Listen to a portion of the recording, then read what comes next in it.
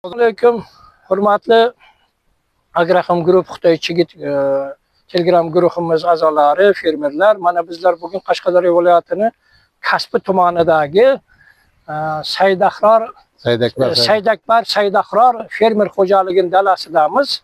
Mana shu Shohbos aka fermer xo'jaligining boshlig'i. Bu yoq mana gaplashib turibmiz.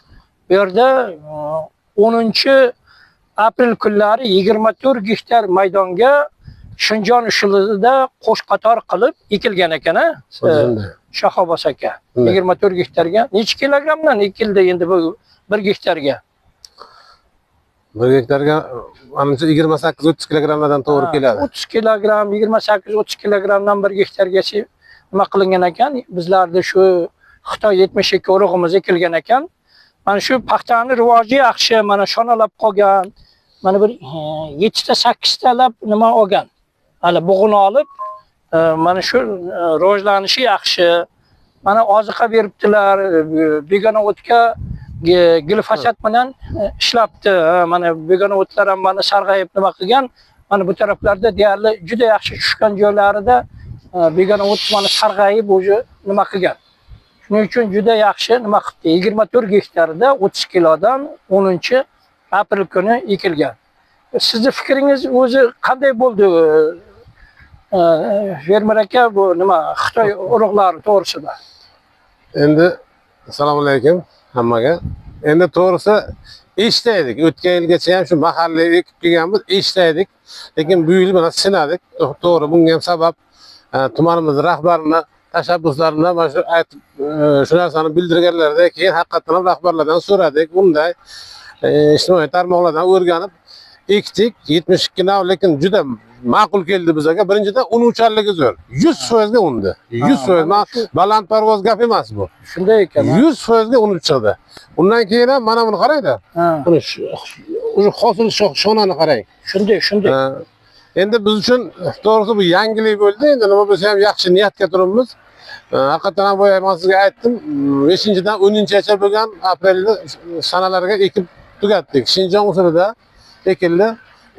Menimcha yaxshi usul ekan bu ham. Ko'p narsa texnika bilan qator plyonkaga mana shu tomchilatish qilib ekilibdi. Ko'pson juda yaxshi olinibdi. Tubson juda yaxshi oldi. Ko'p narsa texnika bilan ekishga ozginagina bir qiyinchilik bo'lar ekan, lekin ekishgandan keyin uni qatqaloq ham deyilmay ekan, qanaqadir bir qurt kessa ham deyilmay ekan, zarar kunanda yoki qanaq, hammasi zo'r. Mana ko'rib turibsizlar, boshqa gap yo'q.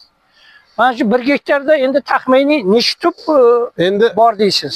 Qancha tup bor deysiz? 1 gektarda endi bilmadim, endi mutaxassislar bo'lsa 240 ming bo'ladimi? 250 ming bo'ladi. Bu yerda menimcha hozir 76 usulda qo'sh qator. 76 10 deydimi? 66 10 deydi. Shu 76 sxema. Bu yerda bir 250 ming ko'chat bor. Chunki bizlar mana Mirishkor tumanida bo'ldik, ana Nishon tumanida bo'ldik, yerdagi fermerlar bilan ham gaplashdik. Sizniki shu tufson juda ham ko'p ekan. Mana oralig'i ham juda yaxshi. Mana qaydadir bir men ko'ryapman, qaydadir 7 sm, qaydadir 5 sm tushgan joylari ham bor ekan. Tufson 250 mingdan kam emas bu. 250 ming bo'ladi-da, 250 mingdan kam emas. 250 mingdan kam emas 1 gektarda. Juda yaxshi hosil olibsiz. Nima deydi hali? Tufson yaxshi olibsiz. Nasib bo'lsa oziqalarni ham yaxshi beryapti ekansiz. Mana har xil 2-3 xil oziqa beribsiz o'zi. Shuni hisobiga hosilingiz ham nasib bo'lsa yaxshi bo'lishi kerak. Hosilingizga baraka, nasib bo'lsa yana ham bir kelib nima qilamiz? Siz dalangizni ko'rib yoritamiz. Rahmat. Marhamat. Sog' bo'ling.